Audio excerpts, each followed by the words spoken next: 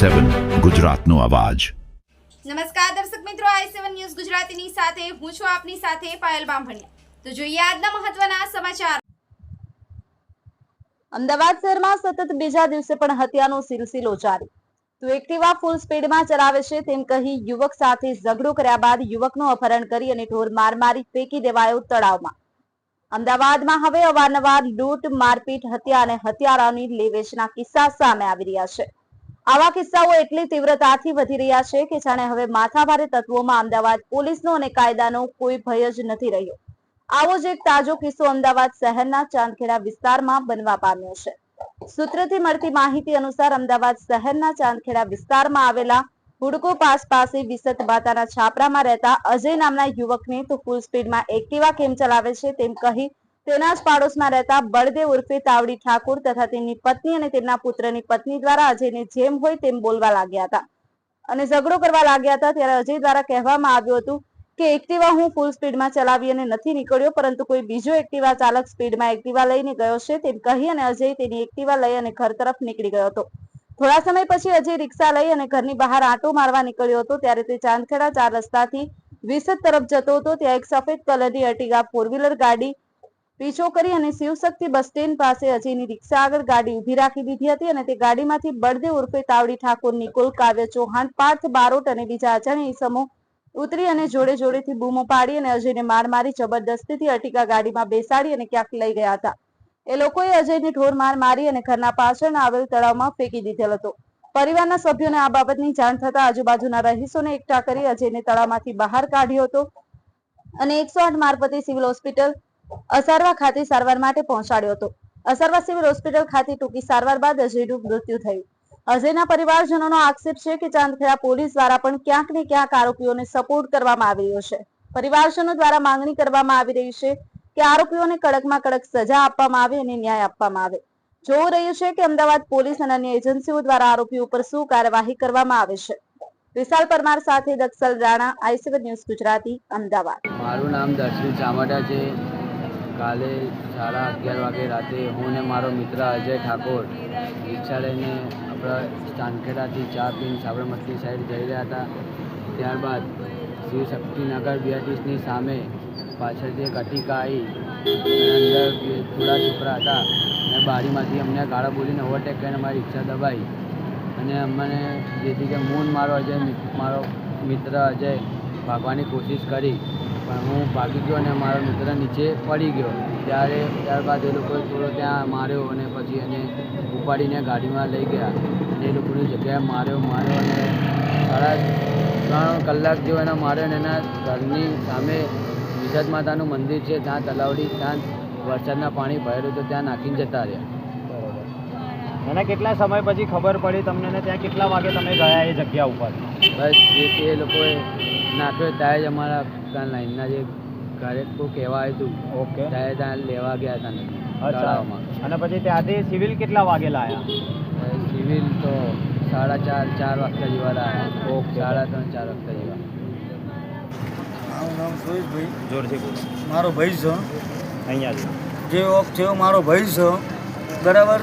2 મહિના મારા ભાઈના ચેરે ભર્યા હતા। આ લોકો ગાંજાનો ધંધો કરે છે અને દારૂનો ધંધો વેપાર કરે છે જો તાવડી એને મરાયો છે મારા ભાઈને અને મારા ભાઈને મારી નાખ્યો એને જ મારી નાખ્યો। એ જ લુખ્ખા લઈને આવ્યો અને એને જ માર્યો છે મારા ભાઈને અને અમારું ઘર બી તોડી નાખ્યું છે। એક્ટિવા તોડી પહેલાં તોય અમે જવા દો સાહેબ, કંઈ નહીં કર્યું। બાઇક તોડ્યું, એક્ટિવા તોડ્યું, ઘર તોડ્યું, બધા તો આ જવું છે સાહેબ।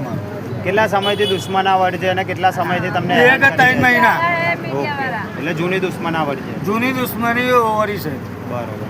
હા ભાઈનો ઉપાડ્યો કેમેરામાં છે ચાંદખેડા પોલીસ ચોકીના અંદર કેમેરામાં આવેલા છે। અચ્છા, આના પહેલા આગળ કોઈ ફરિયાદ કરેલી છે એ લોકો? કરેલી પોલીસે કઈ એક્શન નહીં લીધો।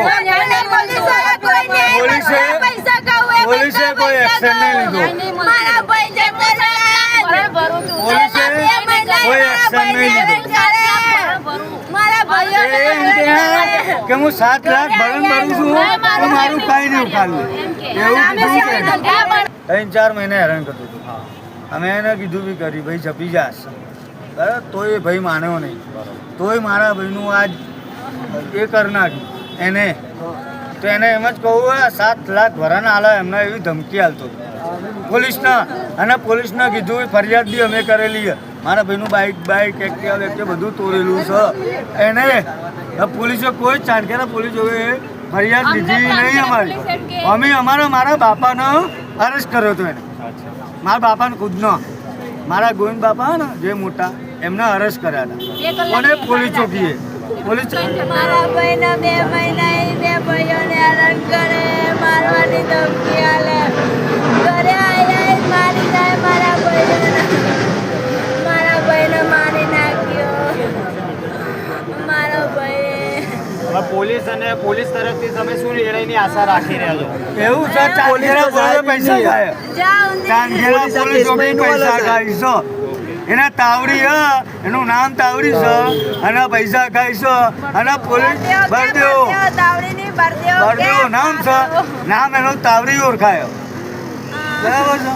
અને પૈસા ખવડાવે પોલીસનો.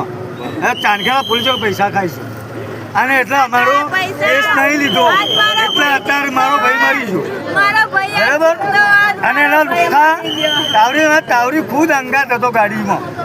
કેમેરામ તાવડી ખુદ છે અંદર અંગાત બરદેવો.